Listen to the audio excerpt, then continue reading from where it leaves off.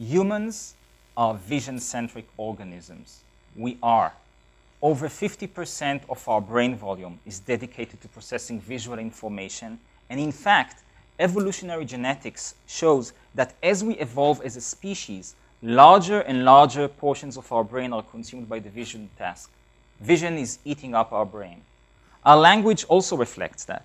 When we ask a question, we say the answer. Can't you see the answer?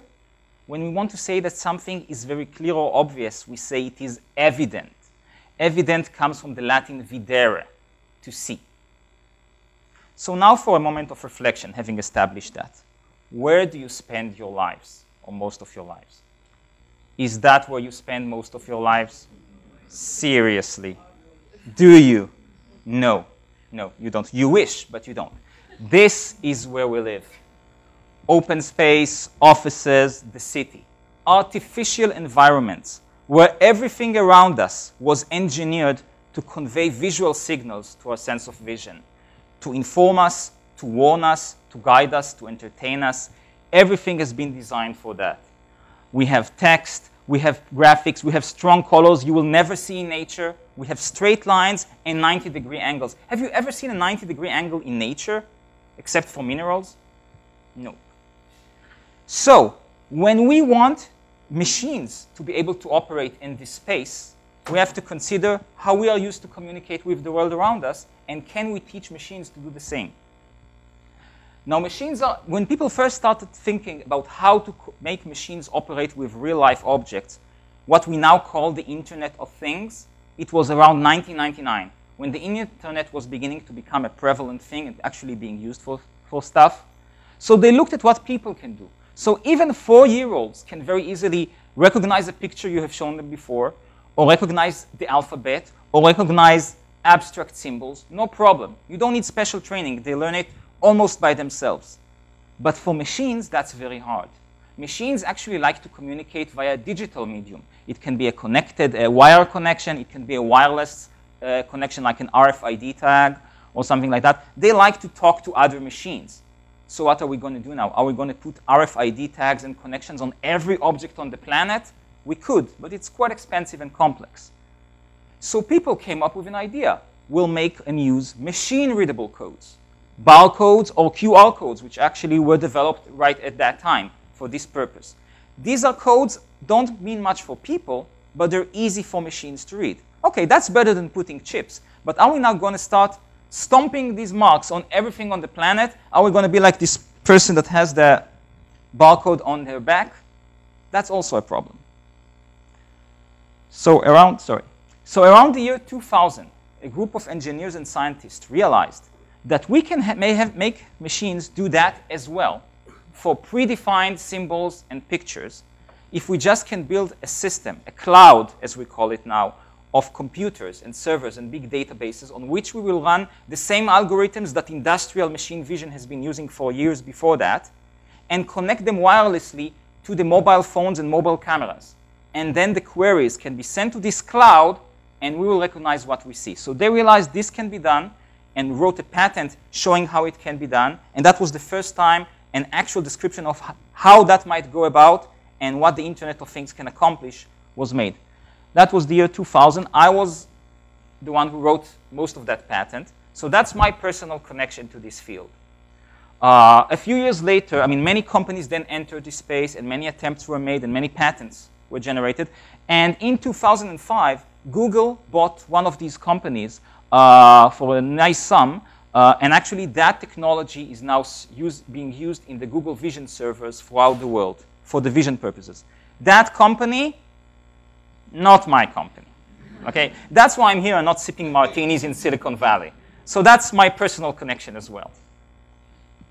Okay, so 15 years have passed. And I will talk later about how this is actually being used commercially now and how it might be used for other things as well. But before that, I want to make it very clear what machines still cannot do. So we said machines can do all these things here. They have excellent memory. Once you teach them a certain symbol is something, they will never forget it. They can recognize it from any angle, but they cannot generalize, okay? So for example, those 4-year-olds, They can see a scene and immediately realize, even if they haven't seen before, that these are cars, this is the sky, this is the road, and they can see a face and recognize their faces very well and also recognize the emotions. While there is research, this is still not commercially viable in the real sense, okay? Just like we don't have right now machines that can recognize art or poetry on a very reliable, scalable sense. So that part is still due for research, and we see all the time new exciting news, but it's still not ready for prime time. It might be in a few years. So let's talk back about this old, boring technology of 15 years ago of recognizing predefined symbols. It's now actually being deployed commercially by all the giants: Amazon, Google, Microsoft, Qualcomm. Now, 15 years might seem like a long time, but I want to say something about that. The first time I saw someone taking a selfie, it was in the year 2000. I was in Japan, and it was in an advertisement by NTT Docomo for the launch of the 3G phone. They had a beautiful woman taking a picture of herself and sending to her boyfriend. It took 15 years for selfies to become a worldwide epidemic. It takes time. Or as William Gibson says, the future is already here. It's just not evenly distributed. So all these applications revolve around one thing: ecosystem of search and information. You interact with the world, and these companies give you information back in return for advertisements, your privacy, paid services. And that's all fine and well, and it's not going anywhere. This will continue to exist and thrive. What I want to point out is that there's other things that the same old technology can do, and probably you will see it doing it in the next few years. Totally parallel track to that. So the vision technology, the actual sight part for machines, continues to evolve. You see, that's the tricky thing about machines. Once you teach them to do something, they surf on the wave of Moore's law, and they get better and better at it and faster at it. So in the 60s, we taught machines how to play chess. Now they beat world champions. They still can't understand poetry, but they're very good at chess. So machines can see 360 degrees. No problem. Their eye is not limited to our structure.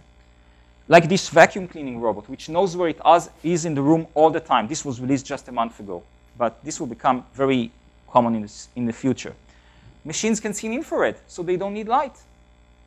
Machines can see from, they don't have necessarily are limited to 2 eyes. They can have 10 eyes. They can see matrix style, bullet vision, and they can see faster than us.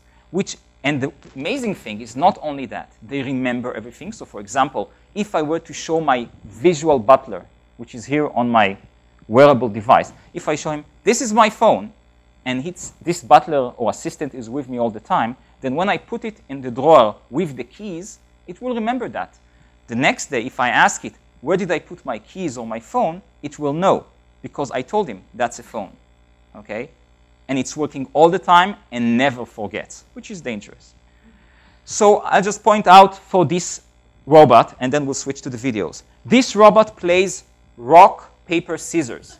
Only one thing unique about it: it never loses. Why? Does it have a ingenious invention behind it, some algorithm? No. It just sees the future. It's faster than us. So when we start making the gesture, it already knows if it's going to be scissors or paper or rock. And it does the right move. So it always wins. It's not smart, but it sees the future. That's a big advantage. Okay, so luckily for me, as a closing thought on that, art often precedes real life and gives us a glimpse of what could be. So I'm going to show you parts from a sci-fi movie.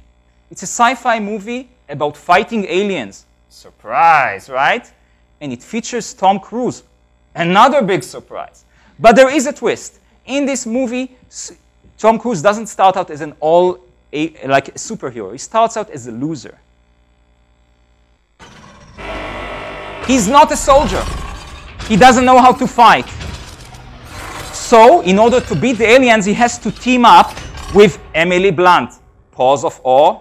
Emily Blunt. She is a super. Emily Blunt, a.k.a. Angel of Verdun, is the superhero. She's a super soldier. But Tom has a trick up his sleeve, which turns him into a superhero. Due to a warp in time, he has lived every scene in the movie time and time again and gets to redo everything. So he knows what's going to happen. Okay, so even though he's a klutz, he can pull off stunts like that. He has the butler. Only the butler is a time warp. Okay, so he can do that. And he can do more than that. In this beautiful scene, he doesn't shoot anyone, but he has to transport the most famous blonde on the planet, Angel of Verdun, through a hall full of people who all know her face. And they can't have them recognize her. So look at the perfect timing. He knows when the door of the elevator is going to close. He knows when this guy is going to turn. And he does this pirouette. He knows what's going to happen. Now, in the movie, he needs a superpower for that. But what I'm saying is that with 360 degrees always on vision and fast enough computation, using what we have right now, we can be a little like Tom Cruise. We can predict a little into the future. Thank you very much.